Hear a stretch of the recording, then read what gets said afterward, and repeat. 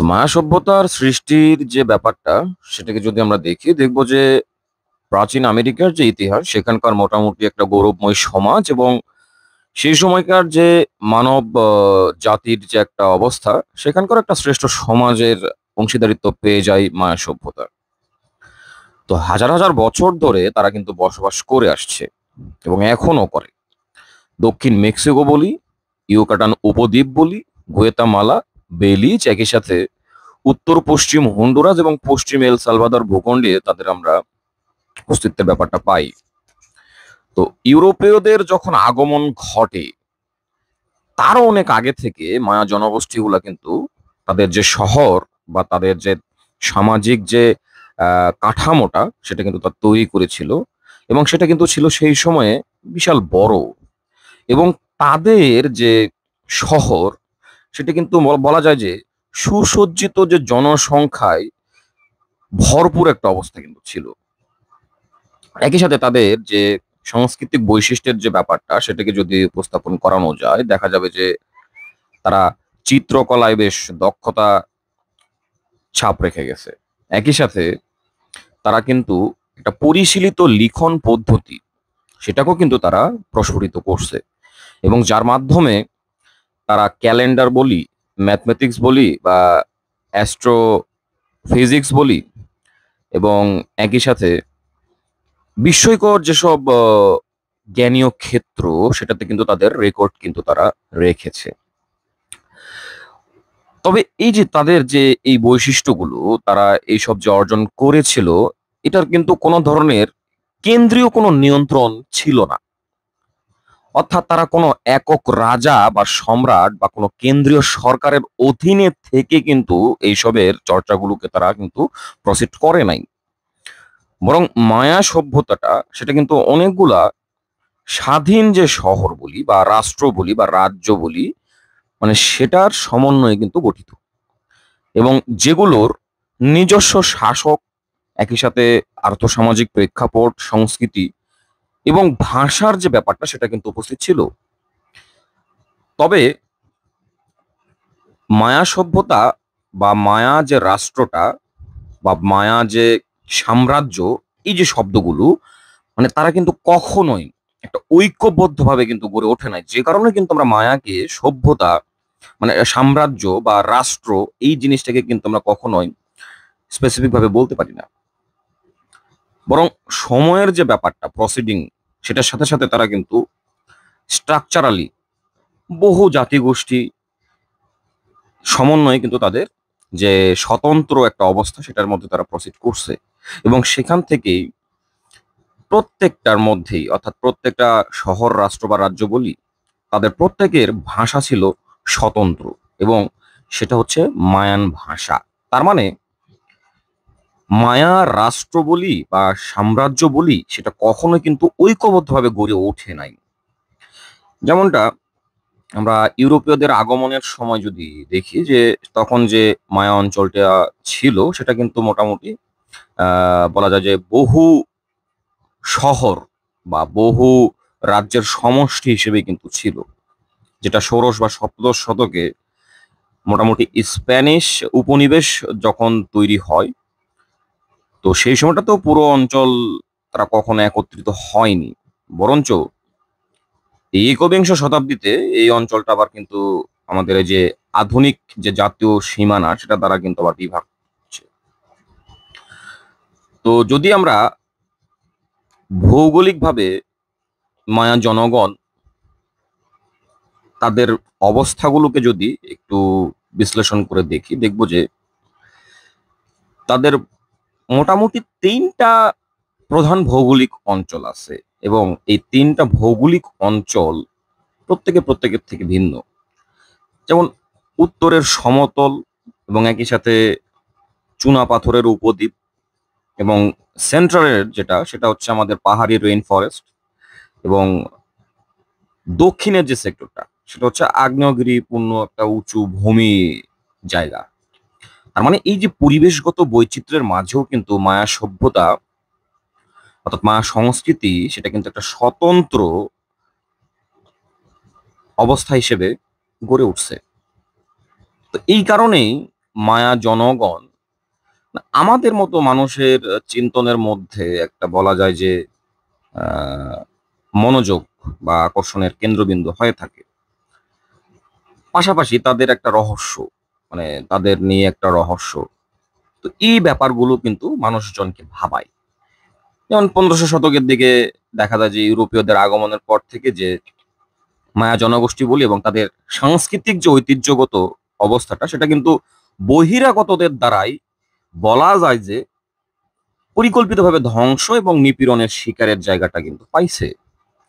অথচ ওই একই সময়ে বাইরের দিকে, বাইরের দিকে বলতে অর্থাৎ মায়া যে সংস্কৃতি সেটার বাহিরে দেখা যাচ্ছে যে আমাদের মায়া সভ্যতা এবং ইতিহাসের যে চলমান অবস্থা, সেটা কিন্তু আবার স্বাভাবিকভাবেই ছিল।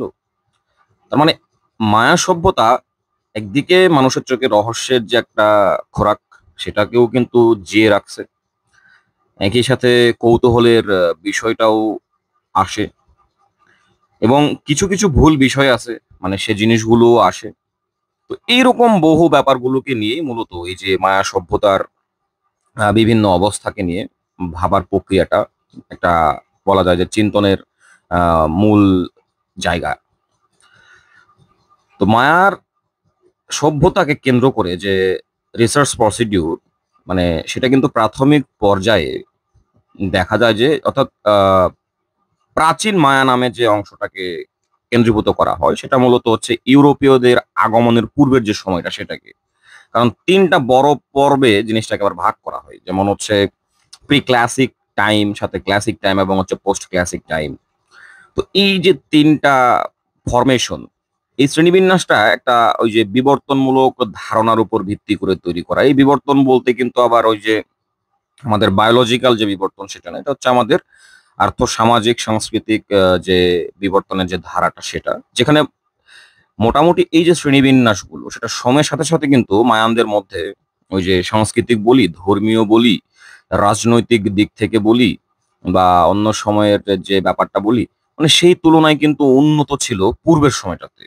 তো সেই সময়টাতে অর্থাৎ আমাদের প্রি ক্লাসিক যেটা, যে প্রাক শ্রেণী যে টাইমটা, সেই সময়টাতে কিন্তু বলা যায় যে এই মায়ান সভ্যতার যে ভিত্তিমূলক যে গঠনকাল এবং একই সাথে আমাদের যে মধ্যবর্তী অর্থাৎ আমাদের যে ক্লাসিক টাইম এবং পোস্ট ক্লাসিক টাইমটা, এই সময়টাতেও কিন্তু আমাদের ওই যে সাংস্কৃতিক যে বলয়ের যে ব্যাপারগুলো সেটা কিন্তু একটা ওই যে উত্থান পতন ব্যাপারটাকে দেখতে পারি। তার মানে গঠনের সময়কালটা ছিল হচ্ছে প্রি ক্লাসিক সাংস্কৃতিক যে ফরমেশনটা, এবং ক্লাসিক টাইমটা ছিল হচ্ছে তাদের সাংস্কৃতিক যে একটা প্রসিডিং টাইম, মানে নিজেদের জাতিগোষ্ঠীদের মধ্যে সর্বোচ্চ উদযাপনের যে ব্যাপারটা সেটা, এবং সাথে পোস্ট ক্লাসিক যে টাইমিংটা সেটা ছিল হচ্ছে সাংস্কৃতিক পতনকালের একটা সময়। তো মডার্ন যে রিসার্চ সেখানে দেখা গেছে যে এই যে ধারাক্রমটা, যে প্রি ক্লাসিক, ক্লাসিক এবং পোস্ট ক্লাসিকের মধ্যে যে সাংস্কৃতিক পতনের যে ব্যাপারটা, যে একটা বিবর্তনমূলক ধারণার যে ব্যাপারটা, যেটা সাংস্কৃতিক বলি, ধর্মীয় বা রাজনৈতিক দিক থেকে যে ব্যাপারগুলো, তো সেটাকে কিন্তু ভুল প্রমাণ করছে। তো সেইখানে কিন্তু বিভিন্ন গবেষক যারা আরো নতুন ধরনের তত্ত্বগুলোকে সামনে নিয়ে আসে, বিশেষ করে প্রি ক্লাসিক এবং ক্লাসিকের সময়টাকে, এই দুটাকে তারা আবার একত্রে মায়াসেন বলে। এবং এই যে মায়াসিন টাইমটা, এটা মূলত সেই সময়কার যে আর্লি অর্থাৎ প্রথম দিকের মানব প্রভাবিত যে সময়কালটা, মোটামুটি দেখা যায় যে অ্যানথ্রোপোসিন অর্থাৎ আর্লি অ্যানথ্রোপোসিন টাইমটার একটা সংস্করণ, যেটা হচ্ছে মায়াদের সময়টাকে ব্যবহার করে আমি ওই টাইমটাকে কাউন্ট করতেছি। তো এরকম কিছু ব্যাপার দেখা গেছে যে আধুনিক রিসার্চের মধ্যে একটা করে মতপার্থক্যের জায়গাগুলো তুলে ধরছে। তো আদিম যে সময়কালটা মায়াদের ইতিহাসের, তো সেটা মোটামুটি আজ থেকে ৮,০০০ খ্রিস্টপূর্ব আগে, এবং আদিম সময়টাকে ধরা হচ্ছে ৮,০০০ থেকে ২,০০০ খ্রিস্টপূর্ব সময়টাকে।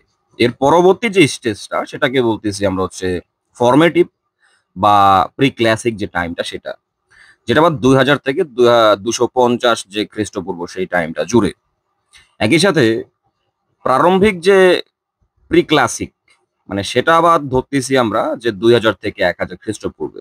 তো তো এরকম করে সর্বশেষ যখন খ্রিস্টাব্দ পর্যন্ত চলে আসে, সেটা হচ্ছে যে ক্লাসিক যে টাইমিংটা সেটা হচ্ছে আমাদের 250 থেকে 950 যে খ্রিস্টাব্দ, মানে আমরা যে টাইম মধ্যে বিলংস করতেছি। তো সেইটার এই সময়টা জুড়ে মায়া সভ্যতার যে বা মায়া রাজ্যের যে ব্যাপারটা সেটা হচ্ছে যে ক্লাসিক টাইমিং এর ব্যাপারটা আসে। এখানে আবার কয়েকটা ভাগ আছে, যে প্রারম্ভিক ক্লাসিক টাইম, আবার সাথে হচ্ছে আমাদের শেষ ক্লাসিক টাইমিংটা, এবং একই সাথে হচ্ছে আমাদের টার্মিনাল যে ক্লাসিক টাইম। এই তিনটা সমন্বয়ে এই ক্লাসিক টাইমিং এর অবস্থাটা আসে। তো সর্বশেষ যেটা আসে সেটা হচ্ছে পোস্ট ক্লাসিক। তো পোস্ট ক্লাসিকের মধ্যে আবার দুইটা ভাগ থাকে। পোস্ট ক্লাসিকটা হচ্ছে আমাদের এই 2025 থেকে মোটামুটি বলা যায় যে 1000 বছর আগে, অর্থাৎ মোটামুটি 950 থেকে 1520 পর্যন্ত টাইমিংটা হচ্ছে মায়া সভ্যতার জন্য যে পোস্ট ক্লাসিক টাইমিংটা। এবং এই টাইমিংটা আবার দুইটা অংশে সেপারেটেড হয়ে যায়, সেটা হচ্ছে প্রারম্ভিক যে পরবর্তী টাইমিংটা, অর্থাৎ প্রারম্ভিক পোস্ট ক্লাসিক, এবং এর সাথে হচ্ছে এন্ড পোস্ট ক্লাসিক। তো এই দুইটা ফরমেশনের পরবর্তীতে কিন্তু আসে আমাদের যে ঔপনিবেশিক যুগ এবং আধুনিক যুগের যে বর্তমানে সম্ভাব্যতর অবস্থাটা সেটা। তার মানে ঔপনিবেশিক যুগ এর পরবর্তীতে আবার কয়েকটা ফেজ আসে আমাদের। সেটা হচ্ছে কিন্তু আমাদের যে আধুনিক যুগটা কিন্তু আবার ধরা হয় ওই আমাদের 1820 সাল পরবর্তী থেকে বর্তমান পর্যন্ত। তার মানে ঔপনিবেশিক থেকে আধুনিক যে সময়টা সেটা হচ্ছে আমাদের 1520 থেকে আমাদের 1800 সাল পর্যন্তটা হচ্ছে আমাদের ঔপনিবেশিক থেকে আধুনিক টাইমিংটা। তার মানে মায়া ইতিহাসের যে সময়কালটা সেটা মূলত কয়েকটা ভাগে বিভক্ত। সেটাকে যদি আরো শর্ট করে আমরা যদি একটু সামারাইজ করি, দেখবো যে আদিম এটা একটা সময়কাল, সাথে হচ্ছে প্রি ক্লাসিক, এই প্রি ক্লাসিকের সাথে আমাদের পরবর্তী স্টেজটা আসে হচ্ছে ক্লাসিক টাইমিংটা, এরপর আসে পোস্ট ক্লাসিক টাইমিংটা। তো মায়া সভ্যতার যে বিষয়বস্তু, তার মধ্যে আমরা প্রথমেই যে ব্যাপারটাকে মাঝে মধ্যে চিন্তা করি যে মায়া বা এই নামটা যে মায়ান, তো এই জিনিসটা কিভাবে আসে বা মায়াই কেন বলা হয়, হ্যাঁ এই বিষয়টা নিয়ে আমরা আলোকপাত করব। তো মায়া রিসার্চার হিসেবে যারা এই যে ভাষা এবং জাতিগোষ্ঠী প্রসঙ্গকে কেন্দ্র করে যে সর্বশেষ যে রিসার্চের অবস্থাগুলো আসছে, তো সেখানে দেখা গেছে যে যে আমরা যখন একটা জাতিগোষ্ঠীকে নিয়ে পড়াশোনার জায়গাটাকে যখন উপস্থাপন করি, তো সেটা হচ্ছে মায়ানদের ক্ষেত্রে আমরা যখন তাদের বিষয়বস্তুগুলোকে নিয়ে যখন আমরা পড়াশোনা করব বা তাদের বিষয়গুলোকে নিয়ে জানবো, তখন সেই অংশটাকে বলা হয় মায়া বা মায়াস। আর যখন তাদের ভাষার যে ব্যাপারটা বা ভাষা প্রসঙ্গটা যখন আসবে, তখন সেটাকে আমরা বলবো হচ্ছে মায়ান। তার মানে ভাষার জন্য ব্যবহার করা হচ্ছে শুধু মায়ান, আর তাদের বিষয়গুলোকে নিয়ে যখন আমরা অধ্যয়ন করতেছি সেটাকে বলতেছি আমরা মায়া। তো মোটামুটি এখনো পর্যন্ত প্রায় 30টি ভিন্ন ধরনের মায়া জাতিগোষ্ঠী অস্তিত্বটাকে আমরা বিভিন্ন গবেষণা থ্রুতে দেখতে পারছি, এবং মোটামুটি তাদের নির্দিষ্ট নামেও বলা যায় যে উল্লেখ করা যায়। তো এদের মধ্যে আবার বিভিন্ন দেখা যায় যে ছোট বড় জাতিগোষ্ঠীগুলার ব্যাপারগুলো থাকে। তো ইউক্যাটেক মায়া বা হচ্ছে কেকিকেল মায়া, তো আবার দেখা যায় যে বড় জাতিগোষ্ঠী যেগুলো আছে যেমন হাইল্যান্ড, গুয়েতামালা, তো এই নামগুলো আবার দেখা যায় যে হচ্ছে আমাদের ছোট বড় বিভিন্ন গোষ্ঠীদের মধ্যে আবার পার্থক্যের ব্যাপার স্যাপারগুলোকে স্থাপন করায়। তো এই যে জাতীয় গোষ্ঠীর যে পরিচয়গুলা সেটা কিন্তু তাদের মূলত ভাষার উপর ভিত্তি করে, অর্থাৎ ভাষার উপরে নির্ভরশীল অবস্থাটাকে কেন্দ্র করে। তার মানে আজ পর্যন্ত যে প্রায় 30টি মায়ান ভাষা টিকে আছে, তো সেটা কিন্তু মূলত বলা যায় যে এই জাতিগোষ্ঠীগুলোর মূল পরিচয়ের একটা অংশ বা তাদের সম্পর্কে জানার যে একটা পরিস্থিতি সেটার কিন্তু একটা মুখ্যত হাতিয়ার বলা যায়। তো ইউরোপীয়দের আগমনের যে সময়টা, মানে সেটার সময় বা বলা যায় যে আমাদের ওই যে সংখ্যাটা কিন্তু আরো বেশি ছিল মোটামুটি, অর্থাৎ মায়ানদের যে ভাষার যে ব্যাপারটা সেটা 30টিরও বেশি ছিল। তো ক্লাসিক যুগে যেটা, তো সেখানে কিন্তু ওই যে হায়ারোগ্লিফিক যে লেখাগুলা, যেটা মূলত আমরা হচ্ছে কলয়েড ভাষাগোষ্ঠীর অন্তর্ভুক্ত ভাষায় যেটা লেখা হতো, তো যার মধ্যে কিন্তু আমরা ক্লাসিক ওই যে কলয়েটিন সেটা কিন্তু মুখ্য ছিল। এবং আজকের যেটা বলি আমরা, অর্থাৎ মূলত হচ্ছে ওই যে গোতমালা এবং হচ্ছে আমাদের হন্ডুরাস, এই সীমান্তের একটা ছোট সীমাবদ্ধ ভাষা হিসেবে ব্যবহার হয়, যেটা হচ্ছে কোরি ভাষা, CHORTI। হ্যাঁ, তো এই ভাষাটা হচ্ছে মোটামুটি আমাদের ওই যে আহ কলয়েড ভাষা গোষ্ঠীর অন্তর্ভুক্ত যে হায়ারোগ্লিফিক লেখাগুলো আমরা সেই মায়ান ক্লাসিক যুগে পেয়েছিলাম, তো সেই জিনিসটারই একটা উত্তরসূরি হিসেবে দেখা যায়। তো মায়া বিশ্বের সবচেয়ে বড় ভাষা এলাকাটা যদি আমরা বিবেচনায় নিয়ে আসি, তাহলে দেখবো যে ইউকাটান, তারপরে হচ্ছে আমাদের দেখবো যে হচ্ছে ওই দক্ষিণ ভাগের যে উপদ্বীপগুলা, অর্থাৎ ইউকাটানের আমাদের যে যেমন হচ্ছে ইটজাজ, তারপর হচ্ছে মোপান, তারপরে হচ্ছে আমাদের এই যে এই অঞ্চলটাকে, অর্থাৎ এই উপদ্বীপ, অর্থাৎ ইউকাটান উপদ্বীপটাকে কেন্দ্র করে আমাদের যে গোষ্ঠীগুলা, অর্থাৎ সেই গোষ্ঠীগুলোর মধ্যে আমরা মোটামুটি যে এই যে মায়ার যে ভাষাটা, মানে সেই ভাষার সবচেয়ে বেশি আহ প্রচলিত অবস্থাটাকে আমরা দেখতে পারি। এবং সেখানে বলা যায় যে আমাদের পর্বত, নদী এবং সমতল যে অবস্থাটা, মানে সেটার কোনো ধরনের কিন্তু বিচ্ছিন্নতা কিন্তু তৈরি হয় নাই, বরং এই যে ভাষাগত যে একটা ঐক্য, সেটা কিন্তু এই উপদ্বীপটাকে কেন্দ্র করে সেটা কিন্তু বজায় থাকছে। তার মানে ইউকাটানের যে ভাষাটা, মানে সেখানে কিন্তু আমরা আরো বিভিন্ন ধরনের বিষয়বস্তুকে কেন্দ্র করে নতুন যে চর্চার জায়গাটা, অর্থাৎ ভাষাগত এবং একই সাথে জাতিগত যে অবস্থাটা, সেটার কিন্তু একটা সুন্দর উপস্থাপনা সেখানে দেখতে পারি। তো যদি এই যে মায়া জাতির যে সাংস্কৃতিক, রাজনৈতিক এবং একই সাথে ধর্মীয় যে অবস্থাটা, সেটাকে যদি আমরা একটু বিশ্লেষণে নিয়ে আসি, তাহলে দেখা যাবে যে মোটামুটি এটাকে আমরা ৫টা মূল বিষয়বস্তুতে ভাগ করতে পারবো। প্রথমটা হচ্ছে তাদের যে পরিচয়ের জায়গাটা, অর্থাৎ মায়াদের পরিচয়। যেমন একটু আগে আমরা বলছিলাম যে মায়া কেন বলে থাকি, মূলত তাদের কিন্তু, আমরা যাদের মায়া বলে থাকি, তারা কিন্তু কখনোই নিজেদের ওই নামে তারা চিনত না। তার মানে ইউকাটান যে অঞ্চলটা বা উপদ্বীপটা, মানে সেই অঞ্চলের জন্য শুধু সীমাবদ্ধ ছিল এই মায়া শব্দটা, এবং সেটা মূলত ঊনবিংশ শতাব্দীর আগ পর্যন্ত। তাহলে প্রশ্ন ওঠে যে আমরা যাদের মায়া বলি, তারা নিজেদের কিভাবে চিনতো? মায়া সভ্যতা কিভাবে তাহলে আবিষ্কার হলো, এবং কেন এই আবিষ্কারটা গুরুত্বপূর্ণ হয়ে দাঁড়ালো, এবং কেন আমরা এই বিষয়গুলো নিয়ে আলোচনা করি? তো সেইখানে কিছু প্রত্নতত্ত্ববিদ বলছে যে মায়া এটা হচ্ছে যে নামটাকে আমরা আলোকপাত করি, সেটা মূলত এক ধরনের ইমাজিনেটিভ একটা কনস্ট্রাকশন, যে যে যার মধ্যে দিয়ে ওই জাতি গোষ্ঠীর যে একটা গভীর বাস্তবতার যে ব্যাপারগুলো, সেটাকে আমরা প্রতিফলন করতে পারি। দ্যাট মিনস সেই জায়গাটাকে কেন্দ্র করে মায়া নামটাকে উপস্থাপন। তো পরবর্তীতে সামনে এগুলো আমরা ডিটেলস আলোচনা করব। তো প্রথমত যে তাদের সাংস্কৃতিক, রাজনৈতিক এবং ধর্মীয় যে ইতিহাসটা, সেটাকে আমরা ৫টা যে বিষয়বস্তুটা, সেটা প্রাথমিক অবস্থা হচ্ছে মায়া পরিচয়।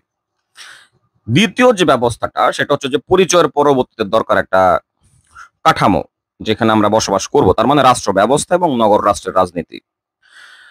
তো মায়া কিন্তু একক কোনো সাম্রাজ্য ছিল না, এবং এটা নিয়ে কিছু কন্ট্রাডিক্টেড ব্যাপার স্যাপারগুলো থাকে, যে বিভিন্ন গবেষকরা, তারা প্রত্নতত্ত্ববিদ, তারা প্রায়ই তাদের অস্তিত্বের দাবির জায়গাটাকে বিভিন্ন আঙ্গিকে দেখে, যে কেউ দাবি করে যে আসলে একটা সাম্রাজ্য জায়গাটা ছিল, আবার অনেকে বলে সাম্রাজ্য জায়গা ছিল না, কিন্তু সাম্রাজ্য জায়গাটা ছিল না এই অংশটাতে মোটামুটি বলা যায় যে ভেটোটা বেশি।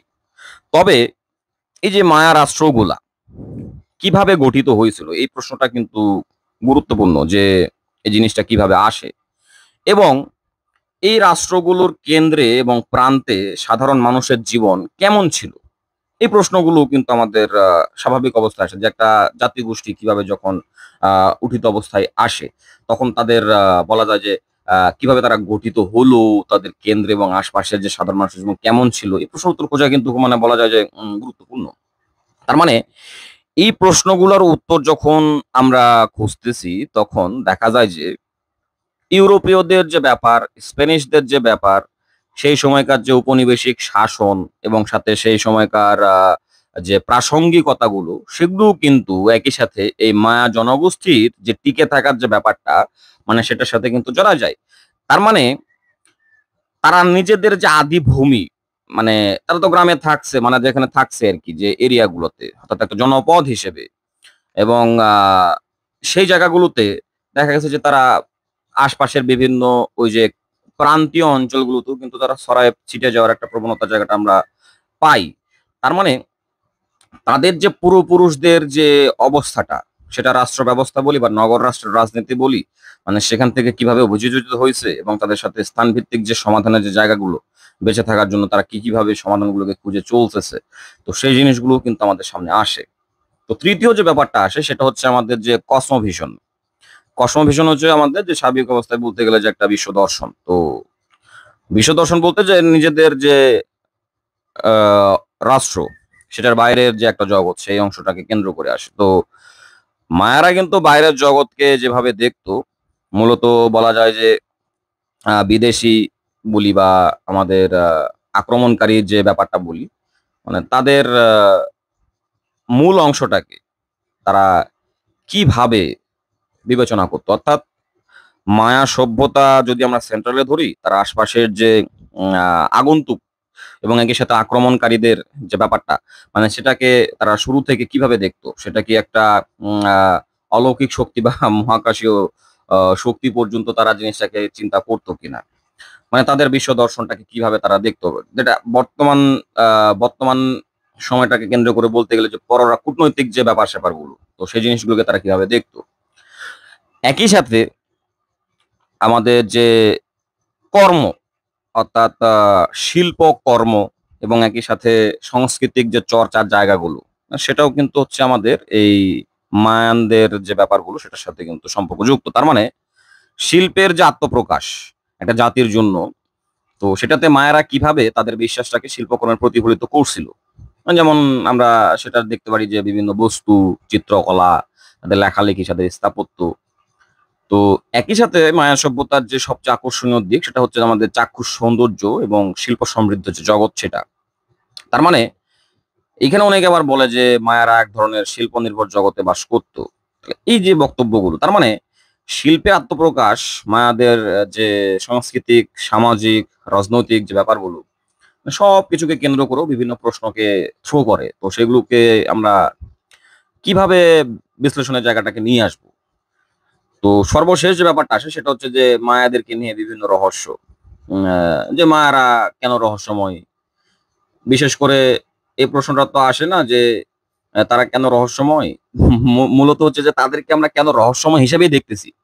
মানে ব্যাপারটা এরকম যে যেমন আমাদের যে দেখা যায় যে তাদের যে সভ্যতাটা মানে সেটাকে এক ধরনের ধাঁধা হিসেবে দেখছে যে পশ্চিমা যে বিশ্ব মানে দীর্ঘকাল ধরে যে তাদের যে সিভিলাইজেশনটা ধাঁধার মতো করে দেখে আসে এবং উপস্থাপনের ভঙ্গিটাও কিছুটা ঐরকমই যে ধাঁধার মতো সেটাকে উপস্থাপন করছে। দ্যাট মিনস লোকের চোখে সেটাকে এক ধরনের রহস্যের জায়গা হিসেবেই বোঝা যায় যে জিনিসটাকে তারা রহস্য হিসেবে রেখেছে এবং কেন তাদেরকে রহস্য হিসেবে দেখা হলো। তো সেটার মধ্যে যদি আমরা একটু ছোট করে দেখি যে ওই যে কি বলে যে ক্রিস্টোফার কলম্বাস যখন ১৫০০ শতকের দিকে যখন মায়া অঞ্চলে গেল, তখন থেকেই কিন্তু শুরু হয় এই সভ্যতার একটা বলা যায় যে ওই যে ডিসকভারি পিরিয়ড এবং স্প্যানিশ হিসেবে যারা ছিল, তারা কিন্তু মূলত বলা যায় যে আধুনিক যে প্রত্নতত্ত্ববিদ থেকে শুরু করে সেই সময়কার যেসব গবেষকরা মায়া অঞ্চলগুলোকে কিন্তু তারা বলা যায় যে পুনরাবিষ্কার করে চলছেই। মানে প্রতিনিয়ত চলছেই। এবং বর্তমানে যে এই প্রক্রিয়াটা যে স্থগিত আছে তা কিন্তু এটা চলমান। তার মানে প্রতিটি প্রজন্মই নতুন করে এই যে মায়া সভ্যতার যে আবিষ্কারটা সেটাকে নিয়ে কিন্তু তাদের মতো করে চর্চা করতেছে এবং মাতামাতি করে।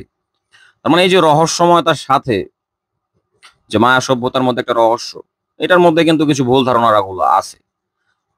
তো এই ভুল ধারণাগুলোর মধ্যে একটা অংশ যে ওই যে আমরা হলিউডে একটা মুভি দেখেছি ২০১২ হলিউডের মুভি যে পৃথিবী ধ্বংস হয়ে যাচ্ছে। তো এই যে এই কনসেপ্টের উপর ভিত্তি করে তার মানে এই যে আমাদের এই যে মায়া সভ্যতার যে ক্যালেন্ডার ভিত্তিক কিছু ব্যাপার আছে, মানে সেটাকে কেন্দ্র করেই এই মুভিটার অংশটাকে নেওয়া। তার মানে এই যে কিছু ভুল ধারণা যেটাকে আমরা ২০১২ তত্ত্ব বা 2012 লজি বলি। যেমন যে দেখা গেছে যে মায়েরা হঠাৎ করে অদৃশ্য হয়ে গেছে এবং তাদের গোপন জ্ঞানও হারায় গেছে, এরকম একটা কিছু ভুল ধারণা আমরা তাদের ওই মায়া সভ্যতার মধ্যে করি। আর এই বিশ্বাসটা কিন্তু এই যে ক্লাসিক পিরিয়ডের যে একটা কোলাপস, অর্থাৎ এই এই সময়টাতে এসেই কিন্তু ঘটনাগুলোকে ভুলভাবে বোঝানোর জন্য, মানে ভুলভাবে বোঝানোর জন্য বলতে ভুলভাবে বোঝানোর যে একটা মাধ্যম হিসেবে চারপাশে কিন্তু স্প্রেডিং হয়েছে।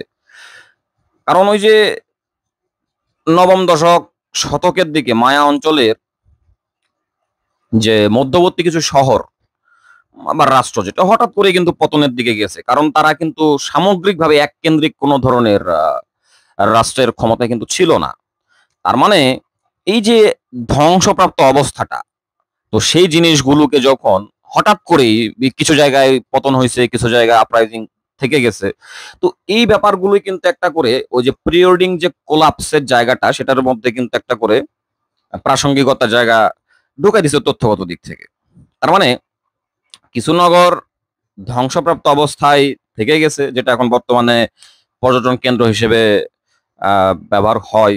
সেখানে মানুষজন যে দেখে এবং সেই সভ্যতার কিছু বলা যায় যে এই যে আমাদের যে আহ, মন্দির টাইপের যেসব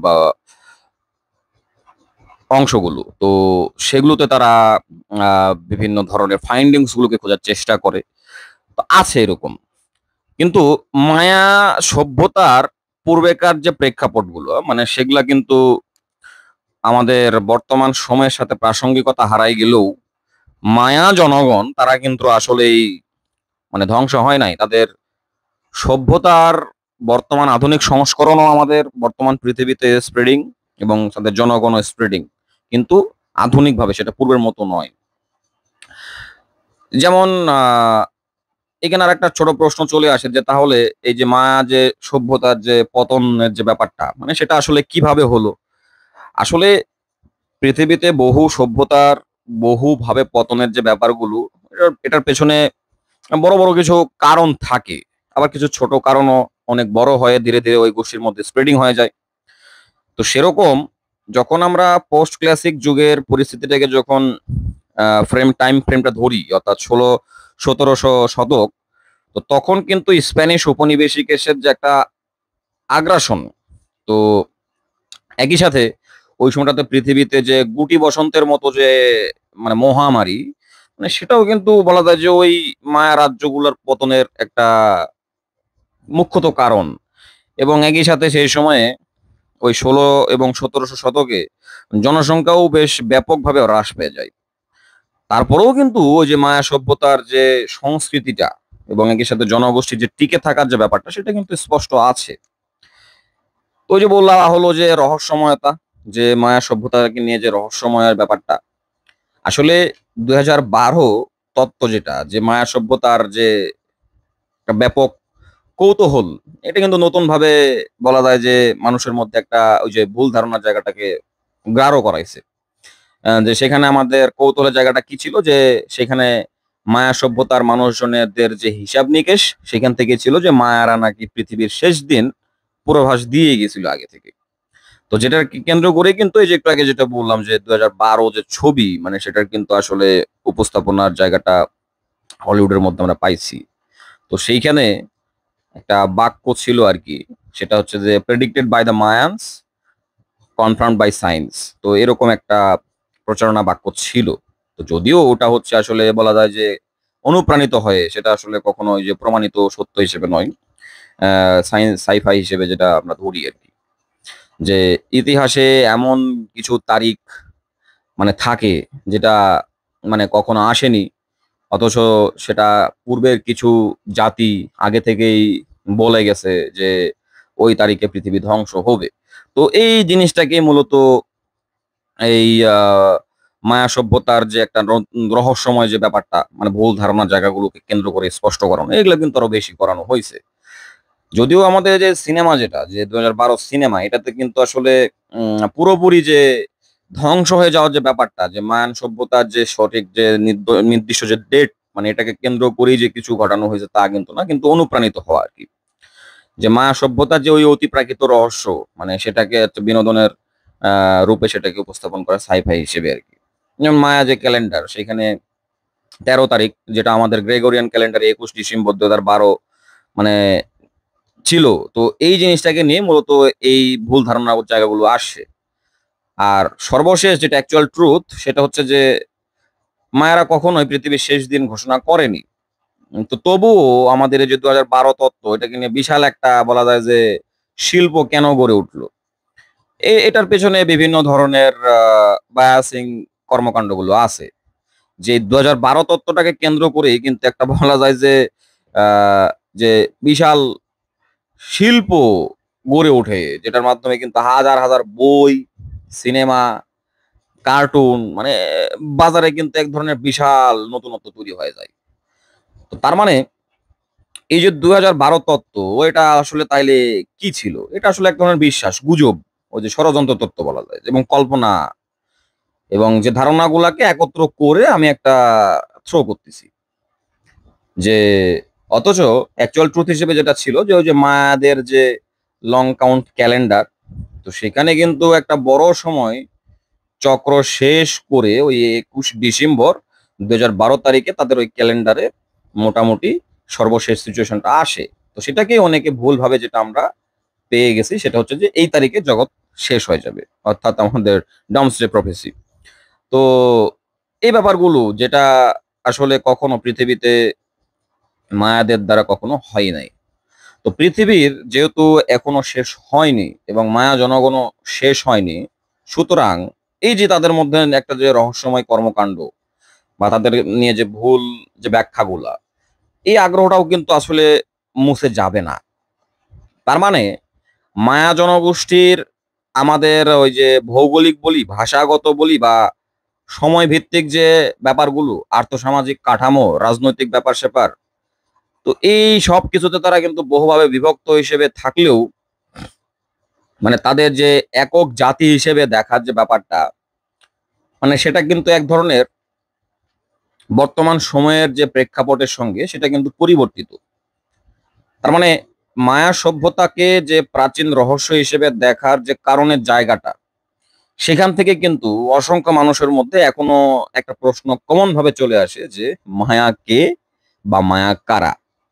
তো মূলত এই প্রশ্নের উত্তর খোঁজার যে ব্যাপারগুলো, এবং সাথে প্রিভিয়াস যেসব ব্যাপারগুলোকে একটু একটু করে আলাপচারিতার জায়গাটাকে আমরা উপস্থাপন করছি, সেটাকে নিয়ে আমরা আরেকটু বিস্তারিতভাবে খণ্ডিত চিত্র হিসেবে আলোচনা করব।